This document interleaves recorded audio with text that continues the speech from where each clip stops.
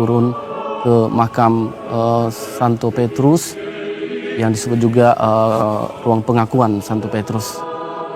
Karena disitulah Santo Petrus menyatakan dirinya, memperlihatkan dirinya bahwa dia memang mengakui Yesus sebagai Mesias dan rela wafat meninggal demi Yesus. Oke, Dan berarti ini mereka sedang turun ke arah makam Santo Petrus. dan artinya ini mengawali prosesi misa inaugurasi ya? Betul sekali, dari sini mereka akan berangkat. Artinya akan ada pendupaan juga atas pallium dan cincin nelayan. Kemudian paus akan berhenti untuk berdoa dan mereka akan bersama-sama naik kembali ke atas untuk melakukan prosesi menuju altar perayaan misa inaugurasi. Selain kardinal diakon, siapa lagi yang bisa ada di dalam? Di sini tentunya para petugas lain dan kepala dari pemimpin liturgi yang akan membantu para kardinal, Bapak Paus dan tugas lainnya untuk menunjukkan apa yang harus mereka lakukan tahap-tahap berikutnya. Oke. Dan biasanya berapa lama doa di makam Santo Petrus ini atau di bawah altar utama Basilika juga ini akan berlangsung? Ini tidak akan berlangsung lama, sebentar saja dan kemudian mereka langsung naik ke atas bersamaan. Oke. Dan artinya 132 kardinal ya, artinya semuanya hadir di sini? Lebih semua kardinal elektoral dan non itu akan hadir di sana, 200-an hadir dalam misa. Tapi yang hadir di sini di bawah makam ini hanya para patriark saja. Patriark dari Gereja Timur, Bapak Paus, sebenar tentunya pelayan dan diakon. Ini beliau sedang akan mendupai.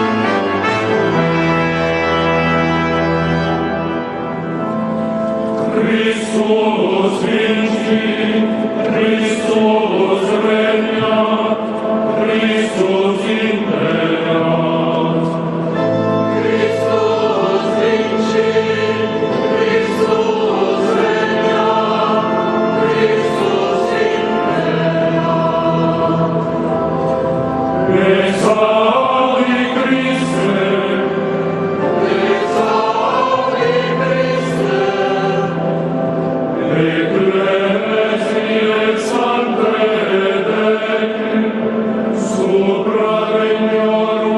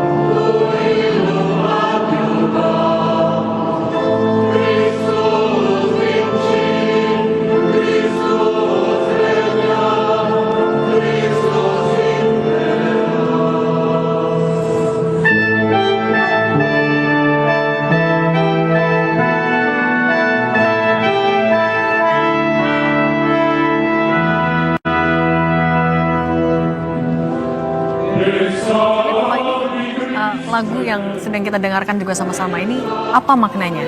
Ini adalah lagu pujian bagi raja yang biasanya dinyanyikan untuk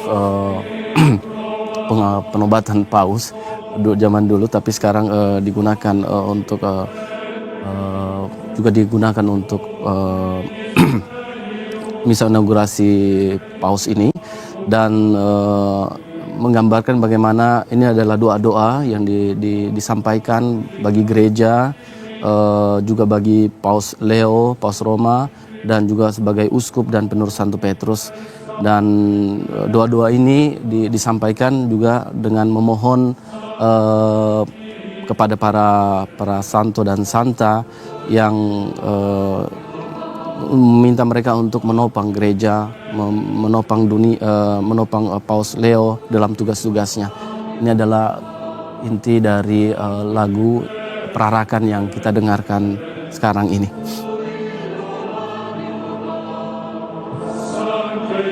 Dan ini adalah nyanyian yang memang selalu diperdengarkan ketika inaugurasi paus artinya ya Mas ya? Ya, ini biasa digunakan untuk paus mengadakan misa inaugurasi. Ini kalau yang kita saksikan sedang menuju ke area luar artinya ya Mas? Sedang menuju ke lapangan Santo Petrus, kardinal dan patriark.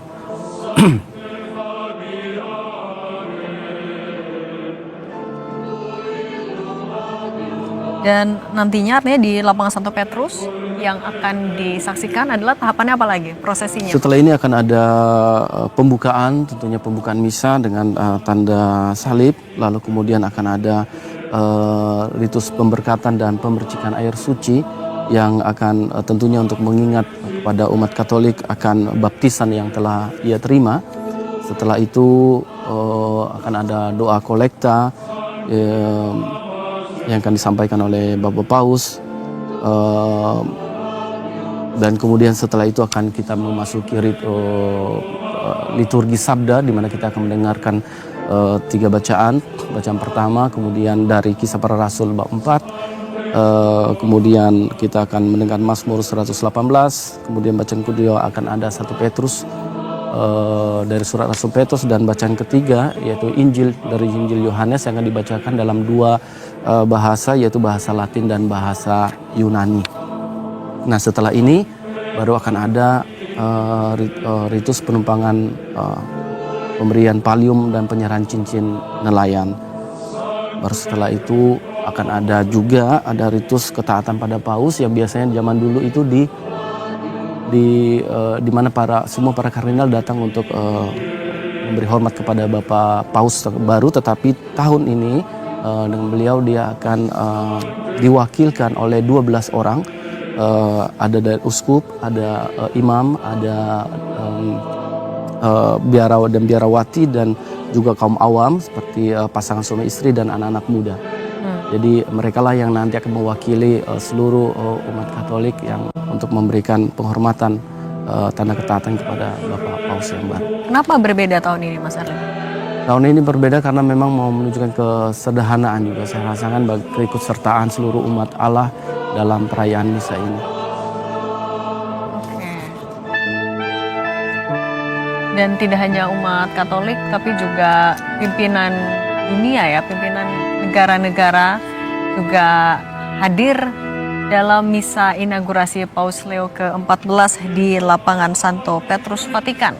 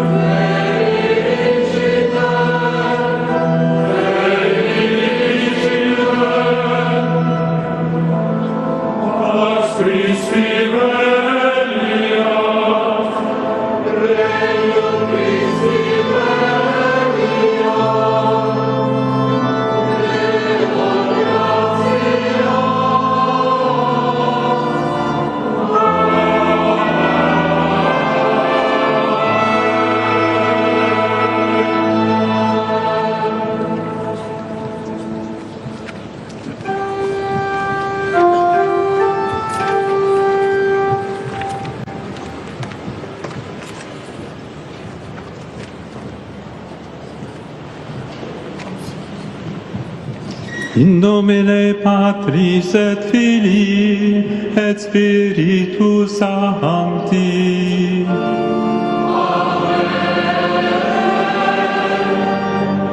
Pax vobis.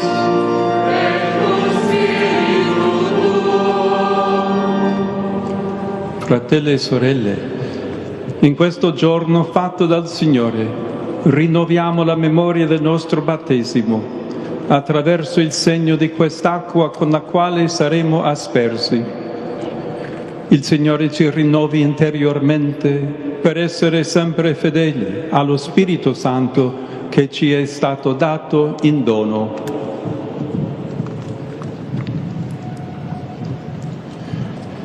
Domini Deus omnipotens precibus populi Tui ad esto propitius, et nobis mirabile nostre creationis opus, sed et redemptionis nostre mirabilius memorantibus, aquam benedicere Tu dignare. Ipsam enim Tu fecisti, ut et arva fecunditate donaret, et levamen corporibus nostris munditiamque preveret. Aquam etiam Tue ministra misericordiae condidisti, nam per ipsam solvisti Tui populis servitutem, iliusque sitem in deserto sedasti, per ipsam novum fedus nunciaverunt profete, quod eras cum hominibus initurus, per ipsam denique, quam Christus in Jordane sacravit, corruptam naturae nostre substantiam, in regenerationis lavacro renovasti. Sit igitur ec aqua nobis, suscepti baptismatis memoria, et cum fratribus nostris, qui sunt in Paschate baptizati, gaudia nos tribuas sociare, per Christum Dominum nostrum. Amen.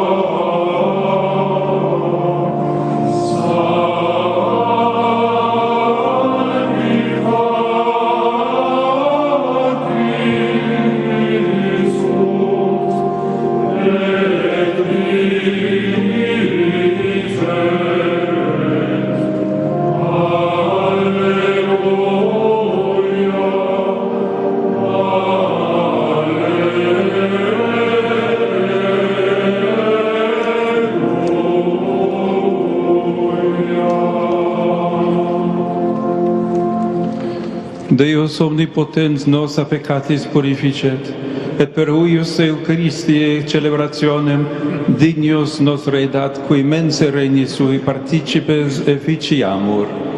Amen.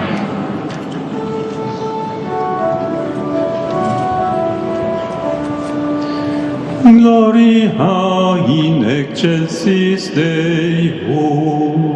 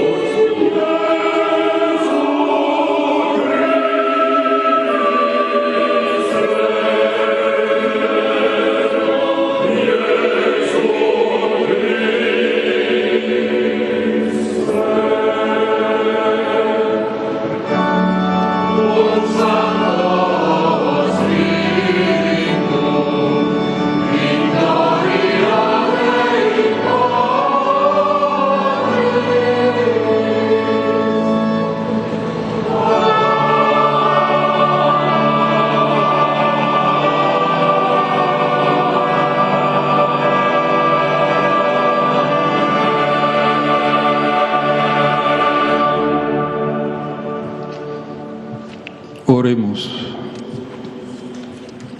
Deus, qui providentiae Tue consilio super beatum Petrum, ceteris apostolis prepositum, ecclesiam Tuam edificari voluisti, respice propitius ad me famulum Tuum, et concede utquem Petri constituisti successorem, populo Tuo visibile faciam unitatis fidei, et communionis principium et fundamentum.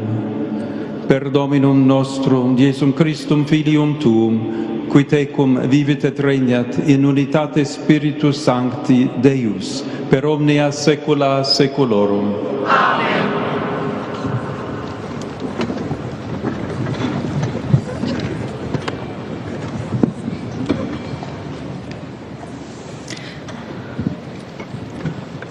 Lectura del libro de los Hechos de los Apóstoles. En aquellos días, lleno de Espíritu Santo, Pedro dijo: jefes del pueblo y ancianos, porque le hemos hecho un favor enfermo, nos interrogáis hoy para averiguar qué poder ha curado a ese hombre. Quede bien claro a todos vosotros y a todo Israel que ha sido el nombre de Jesucristo el Nazareno, a quien vosotros crucificasteis y a quien Dios resucitó de entre los muertos. Por este nombre se presenta este sano ante vosotros. Él es la piedra que desechasteis vosotros, los arquitectos, y que se ha convertido en piedra angular. No hay salvación en ningún otro, pues bajo el cielo no se ha dado a los hombres otro nombre por el que debamos salvarnos.